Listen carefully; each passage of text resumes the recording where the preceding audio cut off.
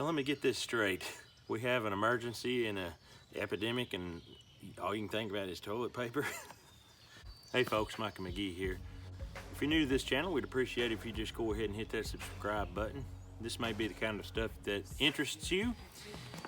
We are homesteaders, and we are showing you in our videos how to live off the land, which is something that it looks like we may need to know.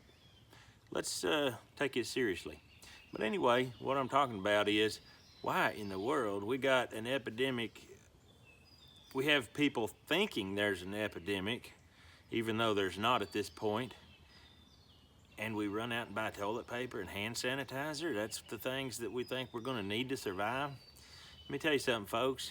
We have a generation of people that don't have a clue how to survive. This is ridiculous, folks. You can live without toilet paper and you can live without hand sanitizer. You really can. Now, living in the city may be a little bit harder to do it than living in the country, but you will not die because you don't have toilet paper. You never will. I don't know that that has ever happened one time in the history of the world, and toilet paper is relatively a new phenomenon. People didn't have toilet paper many years ago, okay? But you know, there's one thing that's constant that has been throughout the ages, that from the beginning of time, man had to have to survive, and that's food. You could go to the store right now and you can't hardly find toilet paper. You might find it online for $300 for a little pack, but you can find eggs on the shelf for $1 a dozen or less. My wife's seen eggs for 89 cents for a dozen and a half. What's up with that? Eggs will save your life if you are in a situation where you need to survive. Why are people not going out and buying food? I don't understand it. If we get quarantined as a nation and we have to lock down, how long are you going to survive before you don't have any food? Toilet paper, you can get by with other things, but food, you pretty much have to have food to get by with. Matter of fact, you know what? If you don't have food, you're not going to need toilet paper. It's kind of like a byproduct of food. So anyway, let me give you a little piece of advice. If you're not living on a farm with a bunch of chickens that are laying eggs, go get you some eggs. Here's a good one. You want something that will store on the shelf, and that if the refrigerator goes out, you still will have something to eat. Grab you some peanut butter. Just grab some peanut butter. It won't go bad on the shelf.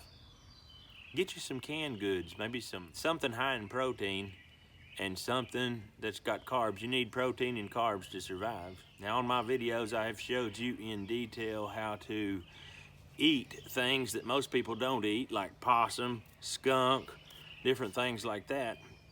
I've showed you how to process ordinary things like pigs, beef, chickens. That's all back in my videos.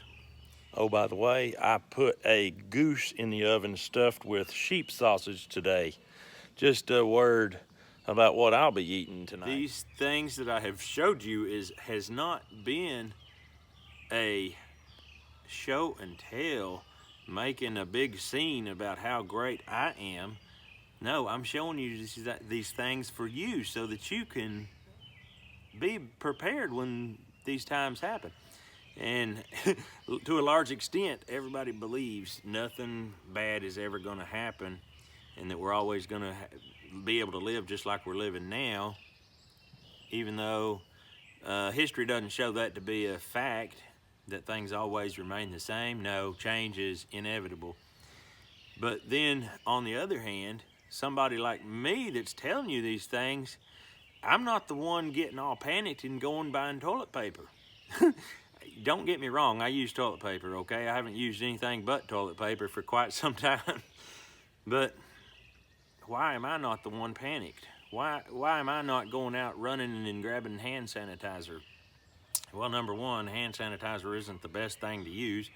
And number two, I've been living this way for years and years and years. I'm prepared if an emergency happens. I've got food laid up. any kind of a homesteader should have. Now, if you live in the country and you have land that you could have chickens, and you could have a garden, and you could have a pig in a little lot where you just feed it along, get it fat. If you're not doing that, you're fairly irresponsible. Yeah, you've got a job and you're busy. I understand. I do too. I don't make my living off the farm. I don't get to sit here all day and go around and do stuff. I have to go to work just like everybody else. But you know what? Homesteading is a mindset. It's a way of life, and it's something that you do because you need to do it. Someday you may have to do it in order to survive, but you know what? If the day comes, tomorrow you wake up and you can't go to the store anymore and your refrigerator won't work, what are you gonna do? What are you gonna do? The government isn't going to step in and feed you. You've got to be able to survive on your own. You don't need to depend on the government, because governments come and governments go. They change. There's good governments, there's bad governments, and one person don't like this government, but they like that government, and vice versa. You'll have people on both sides of every aisle. But the truth is that no government, I mean zero, no government is going to be able to help you if there's an absolute epidemic and a crash of the economy, blah, blah, blah. You just go down the list of things that could happen. Your personal well-being depends on food, not toilet paper. I just don't understand it. Happiness, yeah, toilet paper makes life a little better. I understand that. Hey, I use it. Don't get me wrong. But when that's the first thing people run out and grab when there's an epidemic, you can't tell me all these people that's buying toilet paper have a month's supply of food set aside. There ain't no way. So folks, I'm just making this video because I care about you, and I just want to bring just a little bit of sanity into this whole mix. If you're gonna run out and get something, grab you some peanut butter, grab you a jar of honey, something that's not gonna spoil. Now, here's the thing about honey. People think it goes bad and throws it away. When it crystallizes and turns to sugar, they throw it out. Don't do that. Take that jar of honey and set it in a pan of water and heat that pan up slowly, and you will witness a phenomenon called decrystallization, and that honey will come back 100% good. Honey don't go bad. It's like salt.